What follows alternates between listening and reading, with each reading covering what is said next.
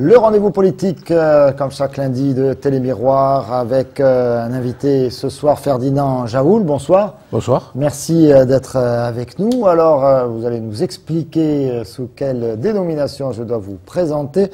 Vous étiez jusqu'à il y a quelques jours le représentant régional, le délégué régional de chasse, pêche, nature et tradition, CPNT, le mouvement de Jean Saint-Josse et Frédéric Nousse. Et vous avez décidé, pour ces élections régionales, de faire non pas spécialement cavalier seul, mais de cavaler aux côtés d'un certain Georges Frêche, président sortant, étiqueté à gauche, alors même qu'au niveau national, CPNT a décidé de rallier l'UMP. Ferdinand Jaoul, on a envie de savoir quelles sont vos motivations. Qu'est-ce qui vous a poussé comme ça à être la seule région au niveau national à ne pas suivre le mouvement national de CPNT et de ne pas aller vers la droite, mais d'aller vers la gauche? Déjà, je fais cavalier avec les chasseurs du Languedoc-Roussillon parce que j'étais le représentant de CPNT. Bon, on a créé récemment un chasse-pêche ruralité en Languedoc-Roussillon. Pour une bonne raison, c'est que les problèmes liés à la chasse, à la pêche, à la bouvine, à la tauromachie, etc., qui sont des trucs que je soutiens, sont plutôt des problèmes régionaux. Donc déjà, on est plus en ligne avec le Languedoc-Roussillon. Ça, c'est le premier point. Le deuxième point, c'est que à partir du moment où CPNT est parti au régional avec Philippe de Villiers, c'était la carpe et le lapin, j'allais dire. Sur les européennes, déjà, vous avez suivi quand même. Pas du tout. On était en dissidence déjà. Et d'ailleurs, on n'a fourni aucun candidat à la Languedoc-Roussillon. On a dit à CPNT, vous vous débrouillez. Bon. Là, c'est plus compliqué. On nous propose un accord national avec l'UMP, alors que moi, j'avais dit, écoutez, jusqu'à maintenant, les chasseurs, c'est ni droite ni gauche. Donc moi, ce que je propose... C'est la ligne qu'on nous a expliqué, que Jean Saint-Josse a expliqué pendant des années. Donc moi, je disais, écoutez, allons... qui à droite, qui à gauche, selon les régions, et ne nous embêtons pas à aller nous passer un accord avec les uns ou avec les autres. Bon. Alors, CPNT va quémander des places à l'UMP. Moi, ma démarche, elle n'a pas été de quémander. Georges Frêche m'a demandé de venir sur sa liste. J'ai appelé les 5 présidents de fédérations des 5 départements, je leur ai dit, voilà, on roule tous derrière, et puis voilà, et puis on y va, et puis...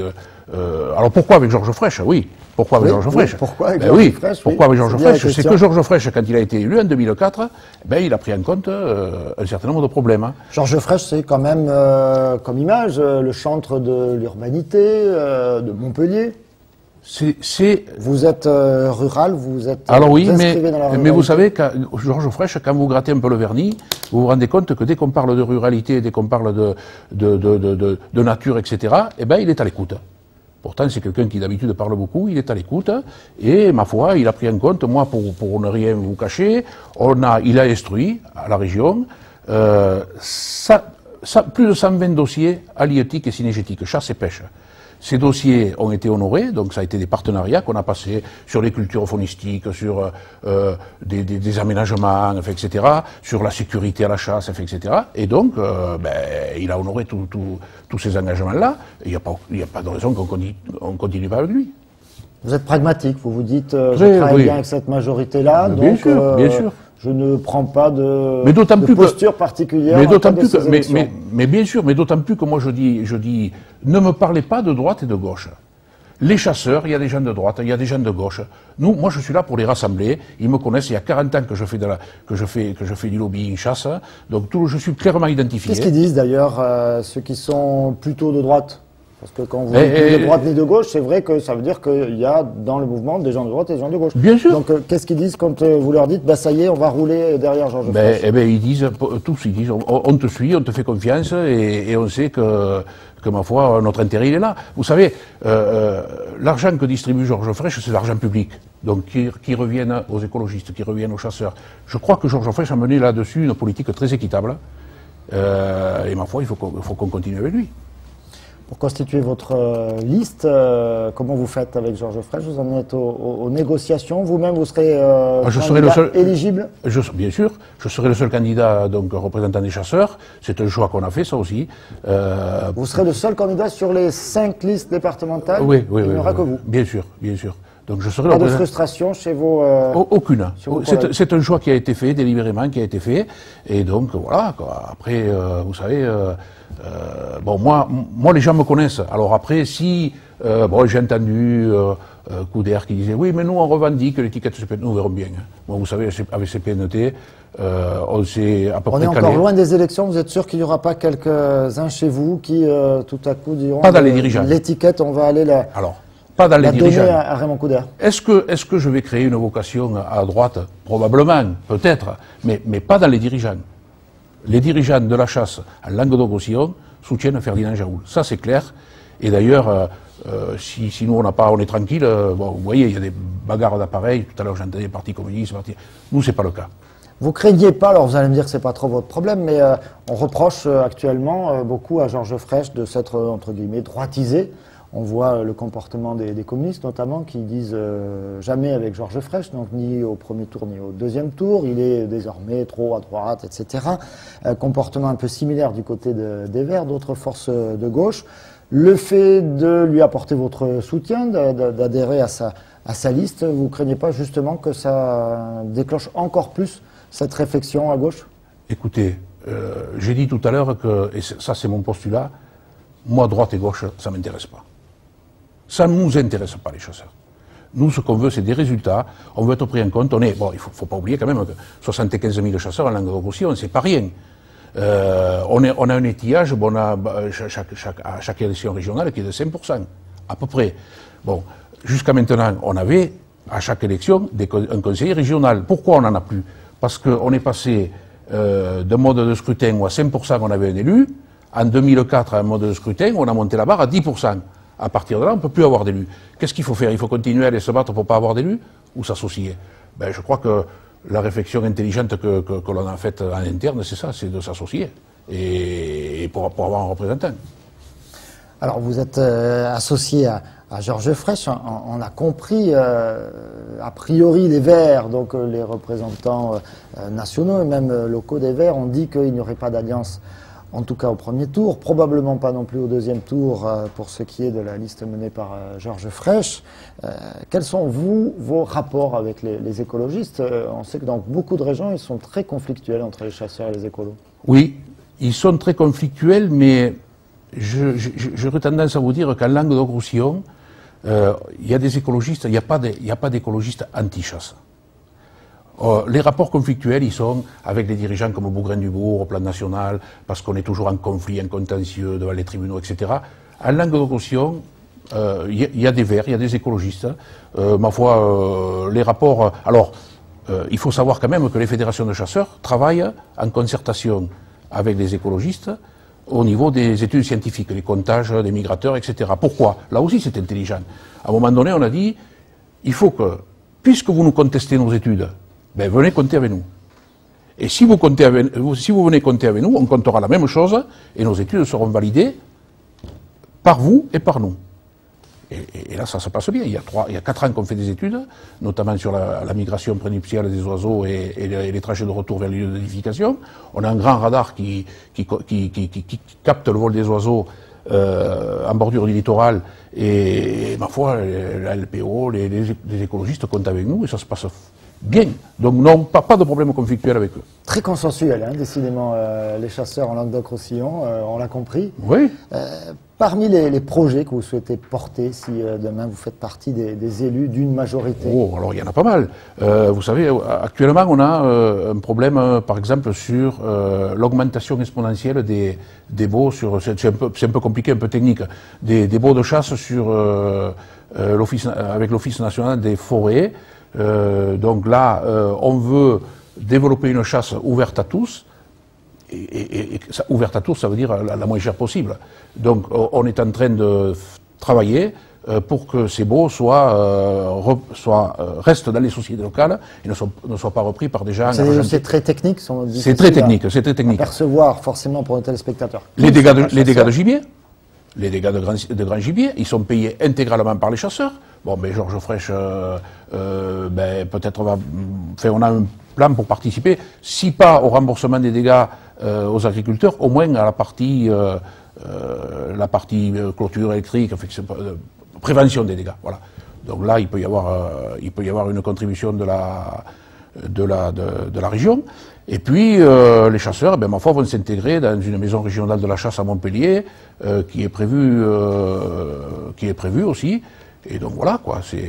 Donc non, Georges Frêche, il travaille. Des dossiers très pratiques et des projets très concrets. Hein. Ah oui, oui, absolument. Pas trop d'idéologie dans votre démarche. Pas du tout, pas du tout. Mais attendez, nous, on n'a pas, c'est l'idéologie. L'idéologie, c'est d'être accepté. Et ma foi, les chasseurs, 75 000, c'est une communauté, comme une autre. Bon, certes, on a des gens qui font quelques petites exactions. Qu'est-ce que vous voulez, hein. Les automobilistes aussi, on en fait partie, ils font des exactions aussi. Et pourtant, on est automobilistes, vous et moi. Là, c'est pas une communauté, c'est pratiquement tout le monde. Il y a un domaine qui vous tient particulièrement à cœur, Ferdinand Jaoul, c'est la course camarguaise, la bovine, les traditions. Vous faites bien de m'en parler. Vous êtes sur une chaîne ô combien imprégnée, empreinte de ces traditions donc, que l'on suit, et de cette culture, puisque ça va très au-delà des traditions, de ce sport comme la course camarguaise. Vous vous impliquez beaucoup dans la course camarguaise. Ce qui s'y est passé cette année, ça vous inspire quoi? Alors, ce qui s'y est passé, c'est un petit peu lamentable parce qu'on a d'un côté une fédération reconnue par le ministère de la Jeunesse et des Sports, de l'autre côté la presse, Midi Libre la Provence avec le Trophée Taurin. Pas toute la presse, hein? Pas toute la presse, mais presse quotidienne. La presse quotidienne, vous n'y êtes pas, la Marseillaise non plus, mais là, les deux, la presse quotidienne régionale. Et là, je dois dire qu'il y a un mur d'incompréhension qui, alors probablement lié à la passion, mais parce que c'est vrai qu'on est dans un milieu de passionnés, mais on est maintenant carrément dans l'irrationnel. Quand je vois, par exemple, dans Midi Libre, un sondage selon lequel on demande aux lecteurs de Midi Libre, dans la Provence également. Hein. Et dans la Provence également, quand est-ce qu'ils voudraient que la course camarguaise commence, la temporada commence. Alors là, je vais vous dire une chose. Si l'année dernière, il y a eu ce problème, c'est parce que les taureaux avaient passé un hiver difficile et les manadiers, avec la fédération, avaient décidé de repousser. Voilà, s'était posé la question. Non pas le début des courses, mais le début des points, le comptage des points. Le comptage des points. Les taureaux sortaient d'un hiver rigoureux, et là maintenant, on nous propose, au mois de novembre, de demander aux spectateurs. Alors moi, je dis la chose suivante. Que dirait le Trophée Taurin si on faisait la même chose, par exemple, dans la FEDIBIU, au mois de juillet, et qu'on dise, que pensez-vous, faites un sondage sur le prochain Billet d'Or. Qui sera, à votre avis, le prochain Billet d'Or? Et le 1er octobre, on sort le nom du Billet d'Or avant que la commission se réunisse. Que dirait le Trophée Taurin? Non, on est dans il faut qu'on arrête là. Il faut que... Alors, je ne suis pas là non plus pour... Je pense qu'il faudrait faire un sondage pour savoir quand commencer les matchs de foot. Hein, quand commencer la saison de Ligue 1, de Ligue 2. Voilà. Parce que bon, fin juillet c'est sympa, mais début juin c'est mieux. Voilà, non, c'est du grand n'importe quoi. C'est du grand n'importe quoi. Bon, moi, je pense qu'il faut, et d'ailleurs le président Frêche le disait l'autre jour à Vauvert, parce qu'il est venu remettre les prix des Masters, bon, il faut qu'on se mette autour d'une table et que... Bon, je suis pas là pour critiquer la presse, parce que je sors de la presse. Vous y êtes? Ouais, j'en sors. Bon, je veux pas critiquer mes confrères ou ma consoeur, parce que je sais que c'est une consoeur qui est un petit peu à l'origine de tout ce pataquès, comme on dit, chez nous. Hein. Mais je crois qu'il faut qu'on revoie un peu tout ça, quoi. On peut pas recommencer une saison comme cette année. Non, là, ce serait vraiment trop difficile à suivre et à porter, y compris pour nous aussi. On a eu l'occasion sur ces plateaux, de se faire écho de ces difficultés, ces comptages de points différents, donc ces compétitions différentes, l'absence finalement de remise de trophées du côté de la fédération. Enfin, tout ça a donné une saison avec un climat particulièrement nauséabond, on y est déjà revenu. Le positionnement de Georges Frêche sur la course camarguaise, justement, de l'opportunisme? Est-ce qu'on doit appeler, est-ce qu'on doit dire que c'est opportuniste quand on finance quelque chose? Quand on ne finance pas, on dit, ah, regardez, il ne finance pas, et quand on finance quelque chose, c'est de l'opportunisme. J'en sais rien, moi. Vous le traduisez comme vous voulez. Ce qui compte, c'est les bénéficiaires. les taureaux, les manadiers, les taureaux, les raseteurs bénéficient. Bon, en plus, il a quand même une vision. Il le disait l'autre jour à Vauvert, il a dit, attendez, les raseteurs sont pas bien payés par rapport aux joueurs de foot, aux joueurs de rugby. Bon, donc, bon. Si on peut, enfin, je sais pas, pour eux, évidemment, plus ils seront payés, mieux ça vaut, mais enfin, bon, si on peut éviter de les payer comme des joueurs de foot, encore qu'ils mériteraient peut-être beaucoup plus, vu la prise de risque. Là encore, vous qui suivez Télémiroir, vous avez pu voir quelques images particulièrement spectaculaires et donc dangereuses pour nos amis raseteurs que l'on salue. Donc pour vous, c'est légitime pour la région de s'associer à la course camarguaise. Écoutez, c'est de l'argent public. Régional. C'est de l'argent public. En tout cas, si je suis élu, croyez bien que j'essaierai même de développer ces Masters parce que cette année, on s'est limité à 3 arènes. Hein, mais il n'y a pas de raison que d'autres grandes arènes ne participent pas. Et les municipalités, ils sont prêtes. Hein, je vous le dis tout de suite. Et là, c'est pas un problème de trophée taurin ou de fédération. Non, les municipalités sont prêtes sont en tout cas intéressées, les organisateurs. On a compris le message. Voilà, c'était Ferdinand Jaoul pour, je le redis, chasse, pêche et ruralité en Languedoc-Roussillon. Les chasseurs, les pêcheurs derrière Georges Fraîche avec un leader, Ferdinand Jaoul. Merci à vous d'être venus jusqu'à nous sur ce plateau de Télémiroir. Merci à vous tous de nous avoir suivis. La semaine prochaine, nous recevrons Richard Roudier. Moins connu dans la plaine, il était président, responsable délégué départemental de la coordination rurale et il met en place une liste pour les prochaines régionales sous la dénomination Ligue du Midi. Il nous expliquera tout ça, ce sera lundi prochain. Merci d'avoir suivi ce rendez-vous politique, à très bientôt, très bonne soirée sur Télémiroir.